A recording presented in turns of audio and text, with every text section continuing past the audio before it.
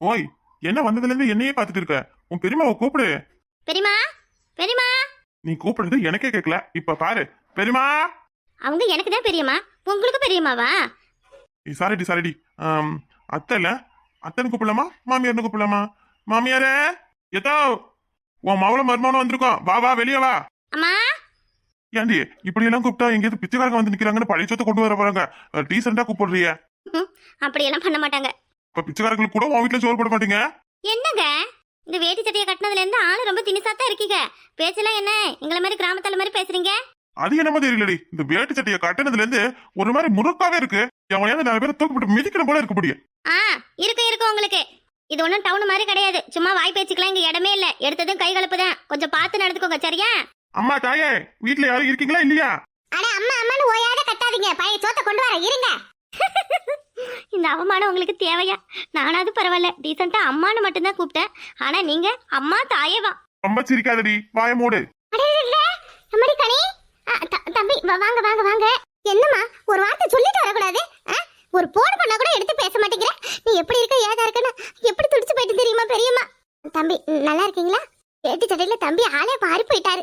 அழகா இருக்கு தம்பி, அம்சமா இருக்கீங்க. இருக்கட்டும், பரவாயில்ல, தேங்க்ஸ். மடிக்கணி, என்னடி சொல்லும் இது? சேலையெல்லாம் கட்டிக்கிட்டு பெரிய மனசியாட்டம். ஐயா என் பிள்ளையா இது? மா, இவரு தாம்மா சேலை கட்டுன்னு சொன்னாரு. ஐயோ, நான் அவரு கூறு கட்டவன். வாங்க வந்து உட்காருங்க. முதல்ல ஏன் நின்றுகிட்டே இருக்கீங்க? வாங்க. இருக்க வெயில வந்திருப்பீங்க. உங்களுக்கு நல்ல சில்லுன்னு மோர் கலக்கி எடுத்துட்டு வரேன். மோர் சாப்பிடுறீங்களா இல்ல ஜூஸுக்கு சாப்பிடுறீங்களா? இல்ல ஜூஸ் எல்லாம் வெளில போய் கடையில வாங்கினா நல்லா இருக்காது. மோரே கொண்டு வரேன், அதுதான் உடம்புக்கு ரொம்ப நல்லா இருக்கும். மனுஷன் எங்க போனான்னு தெரியல. பிள்ளைகளுக்கு 2 இளநீ அறுத்து கொடுக்க சொல்லலாம். ஐயோ, திடுப்பூட வந்ததும் எனக்கு கையும் உடல காலம் உடல. என்ன பண்றது ஒன்னும் புரியல. ஐயோ ஏய் கனி, நான் கூட பயந்துட்டே வந்தேன்டி. உன் பெரியமா எங்க என்னை பார்த்துட்டு எதுக்குடா அங்க வந்து வெளில போடான்னு விளக்கமாத்த கொண்டு அடிச்சு துரத்துவாங்கன்னு நினைச்சேன். ஆனா கவனிப்புலாம் பலமா இருக்கு. ஹலோ, என் பெருமா பத்தி என்ன நினைச்சீங்க? அவங்களாம் அப்படி கிடையாது தெரியுமா? அவங்க ரொம்ப தங்கமானவங்க. அதுக்குதான் அவங்களுக்கு தங்கமயில்னே பேர் வச்சிருக்காங்க. இன்னும் கொஞ்ச நேரத்துல பாருங்களேன், உங்க மாமியார் உங்களை எப்படி எல்லாம் அசத்துறாங்கன்னு பாருங்க. உங்க மாமா இளநீ அறக்க போயிருக்காரு. இளநீ சாப்பிடுங்க, சரியா? வாங்க தம்பி உட்காருங்க. இருங்க, பாய் எடுத்து போடுறேன். ஐயோ, சேரெல்லாம் கொண்டு இந்த மனசு எங்க போட்டிருக்காருன்னு தெரியல. இல்ல பரவாயில்ல, இருக்கட்டும், விடுங்க. நீங்க எப்படி இருக்கீங்க? நல்லா இருக்கீங்களா? நல்லா இருக்கேன் தம்பி, நான் நல்லா இருக்கேன். நீங்க எப்படி இருக்கீங்க? 2 பேரும் சந்தோஷமா இருக்கீங்கல்ல? உங்களுக்குள்ள எந்த சண்டை சச்சரவும் எதுவும் இல்லைல்ல? தம்பி, உங்களை இப்படி பாக்குறதுக்கு எனக்கு எவ்வளவு பெருமையா இருக்கு தெரியுமா தம்பி? என் பிள்ளை ஏதோ வழி தெரியாம போய் மாட்டிக்கிட்டான்னு நினைச்சேன்.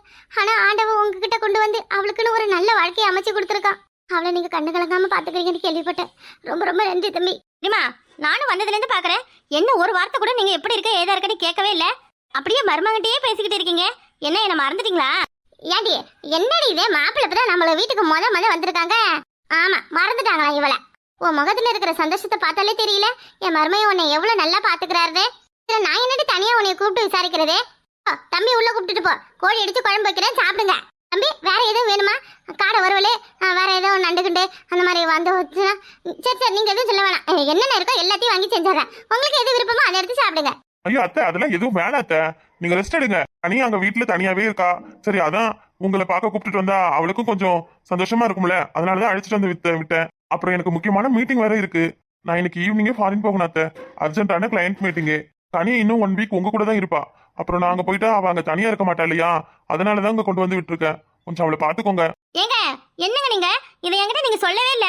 மா பாருமா, இவரை என்கிட்ட இவர் வெளிநாட்டு போறாருன்னு ஒரு வார்த்தை கூட சொல்லலமா. எங்க நானும் உங்களை விட்டுட்டு தனியா இருக்க மாட்டேன். நீங்க எங்கேயும் போக வேண்டாம். என்னங்க நீங்க அம்மா வீட்டுக்கு வந்துட்டு என்னைய மட்டும் விட்டுட்டு போறீங்க? ஏய் குட்டிமா, என்னடி? சரி, நீ முன்னாடியே சொன்னா ஃபீல் பண்ணுவேன்னு தான் நான் சொல்லல. பாத்தியா, அம்மா கூட ஹெல்ப்பா இருடி கொஞ்ச நாளைக்கு. நான் போயிட்டு ஒரே வாரத்துல திரும்பி வந்துருவேன். எங்க போகாதீங்க, மீட்டிங்க்கு வரலன்னு சொல்லுங்களேன். அப்படிதான் சொல்ல முடியாதுடா. சரி நீங்க பேசிக்கிட்டு இருங்க தம்பி, நான் உள்ள போய் சமையல் ரெடி பண்றேன். எங்க அம்மா வீட்டுக்கு முதல்ல வந்திருக்கோம். வந்து என்ன மட்டும் தனியா விட்டுட்டு நீங்க போறீங்க. அக்கம் பக்கத்துல இருக்கிறவங்க எல்லாம் என்னங்க சொல்லுவாங்க? ஏய், நான் என்ன அவனை ஒரேடியா அங்க விட்டுட்டா போறேன்? 4 நாள்ல திரும்பி வர போறேன். அதுக்காக எதுக்கு ஃபீல் பண்ற? யார்கிட்ட என் புருஷன் வெளிநாட்டு போயிருக்காருன்னு சொல்லு. ஏங்க நீங்க இல்லாம நான் எப்படிங்க இருப்பேன்? என்னடி இது? உன் அம்மா வீட்டுல இருக்குடி. சும்மா உனக்கு கொஞ்ச நேரம் இப்படிதான் ஃபீலிங்கா இருக்கும். அப்புறம் நீ என்னையே மறந்துடுவ பாரு. நானே போன் பண்ணாலும் நீ எல்லாம் பேசவே மாட்டேன். நீங்களே என் கூட இருக்கன்னு சொல்லி தானே வந்தீங்க. நான் உன் கூட இருக்கணும் தானே சொன்னேன், இல்லன்னு சொல்லலையே. இப்போ நான் உன் கூட தான் இருக்கேன். அர்ஜென்டான மீட்டிங் இருக்குடிச்சு, நான் புரிஞ்சுக்கோடி. அதெல்லாம் முடியாது மாமா. ஏய், உன்னை சமாதானப்படுத்துறது எனக்கு பெரிய வேலையா இருக்குடி. ப்ளீஸ் டி, என் கோபக்கார செல்ல பொண்டாட்டில. நான் போயிட்டு வந்துடுறேன்டி. 1 வீக் தான், கண்ணை மூடி திறக்கிறதுக்குள்ள போயிடும். மாமா, உங்களை பிரிஞ்சு ஒரு நிமிஷம் கூட என்னால இருக்க முடியாது மாமா. ஒரு வாரம் மாமா, 7 நாள் எப்படிம்மா உங்களை பார்க்காம இருப்பேன்? ஏய், கல்யாணம் ஆன புதுசுல எல்லா பொண்டாட்டியும் இப்படி தாண்டி இருப்பீங்க. இருந்தாலும் உனக்கு பிறந்துட்டா போதும், புருஷங்காரன் இருக்கானா இல்லையான்னு கூட கண்டுக்க மாட்டீங்க. இந்த உங்க அம்மா வீட்டுல தானே விட்டுட்டு போறேன், திரும்பி வந்து பாக்குறேனே, நீ இப்படியே என் மேல பாசமா இருக்கியா இல்ல எப்படி இருக்கானே? பாசமா இல்லாத என்ன பண்ணுவாங்களா? நாங்களாம் எப்பவும் இப்படித்தான் இருப்போம். பாக்குறேன். அடுத்தது நீ என் வீட்டுக்கு வரியா இல்லையான்றதே சந்தேகம். பொண்ணுங்களுக்கு அம்மா வீட்டுல ஈரன்னு சொல்லிட்டா போதுமே, காலை முழுக்க அம்மா வீடே கதின்னு இருப்பீங்க. ஹலோ, நாங்களாம் ஒன்றும் அப்படி கிடையாது. எனக்கு எல்லாரை விட நீங்க தான் ரொம்ப முக்கியம். நல்லா பேச கத்துக்கிட்டடி என் முட்டை கண்ணி. எல்லாம் உங்ககிட்ட இருந்து கத்துக்கிட்டதா மாமா. சரி, இங்கேயே நின்று எவ்வளவு நேரம் தான் பேசுறது? வாங்க வாங்க, உங்களை நான் வீட்டுலாம் சுத்தி காமிக்கிறேன் வாங்க. முதல்ல இந்த எச்சம் எங்க இருக்குன்னு காமி. இந்த சேலையை கட்டிக்கிட்டு மல்லிகைப்பூ வச்சுக்கிட்டு அப்படியே செப்பு சில மாதிரி இருக்கடி. ரொம்பவும் உருட்டாத மாமா. யாரு? நான் உருட்டுறேன். சரி, அப்ப நீ நல்லாவே இல்ல, கேவலமா இருக்கு. என்ன கொழுப்பா? ஏண்டி அப்படி சொன்னாலும் ஒத்துக்க மாட்டேங்கிற, இப்படி சொன்னாலும் ஒத்துக்க மாட்டேங்கிற, வேற எப்படித்தான் சொல்றது? எப்படி சொல்றது? வாயில தான் சொல்லணும். வாயில சொல்ல முடியாது, செஞ்சு வேணா காமிக்கிறேன். என்ன செய்ய போறீங்க? வாய்க்கும் சண்டை நடக்க போகுது. அது என்ன வாய்க்கும் சண்டை? நான் கேள்விப்படாததா இருக்கேன். வாய்க்கும் இல்லடி, உதட்டுக்கும். சேச்சி போங்க, பெருமாளா இருக்காங்க வீட்டுல. பெருமை இருந்த என்ன இல்லாட்டி என்ன, அப்படியே உன்னை அலேக்கா தூக்கிட்டு போய் உனக்கு என்ன பண்றேன்னு பாருடி, சாத்துக்குடி மாதிரி புழிஞ்சு எடுத்து ஜூஸ் போட்டுற. ஏங்க என்னங்க நீங்க போங்க. புல்லுக்கட்டு தூக்குற மாதிரி உன்னை மல்லு கட்டி தூக்கிட்டு போறடி. மாமா ஏமா நான் ஏக்கப்படுறது உனக்கு புரியலையா? கொஞ்சம் மனசுருங்கடி. இம்புட்டு அழகா என் பக்கத்துல வந்து இப்படி உரசிக்கிட்டு நிக்கிறியே, நான் என்னடி பண்ணுவேன்? ஏய், என்னை விலக்கியும் வைக்க மாட்டேங்கிற, என்னை சேர்த்துக்கவும் மாட்டேங்கிற, நான் பாவம் இல்லையா? பாவமா தான் இருக்கு, ஆனா என்ன பண்றது? உங்களுக்கு பாவம் பார்த்தா நான் மோசம் போயிடுவேனே. நீ மோசம்லாம் பார்க்க மாட்டேன், மாசமாவேனா அவ. ஏய் திருட்டு பையா, என்ன பேச்சு பேசுற? இது ஒண்ணு நம்ம வீடு கிடையாது. இங்க உங்க வாளெல்லாம் சுருட்டி வச்சுக்கிட்டு தான் இருக்கணும்.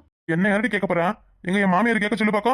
மாமியார் வீட்டுல மருமகன் தாண்டி ராஜ்யம் பண்ணணும். இது உன்னை என்ன செய்யறேன்னு பாரு, உங்க பெருமை கண்ணு முன்னாடியே உன்னை போட்டு வெளுன்னு விழுக்கிற. யார் வந்து கேக்குறாங்கன்னு பாக்கும். இன்னைக்கு அடி வாங்கிட்டு போக போறீங்க நீங்க, அப்புறம் என்னைய கூப்பிட கூடாது. பாக்கலாம் முடியே, யார் அடி வாங்குறாங்கன்னு பாக்கலாம். சரி அப்படியே போங்க உள்ளார. சட்டையை மாத்திட்டு வேற எங்க அப்பா சட்டை இருந்தா எடுத்து போடுங்க மாமா. நம்ம வாக்கியா வரப்பு காடுகம்மா கழனி எல்லாத்தையும் சுத்தி பார்த்துட்டு வரலாம். என்னடி இனி இங்கே இருக்க வச்சுட போல, நான் கிளம்பணும் உடனே. எல்லாம் ரெடி ஆயிடுச்சு, சாப்பிட்டுட்டு போங்க. சரிங்கத்த. பாரு என் மாமியாருக்கு எவ்வளவு அக்கறை என் மேல. எல்லா மருமக மேலயும் மாமியாருக்கு அக்கறை இருக்கத்தான் செய்யும். ஆனா மருமக மேலதான் எந்த மாமியாரும் அக்கறையாவோ பாசமாவோ இருக்கிறது இல்ல.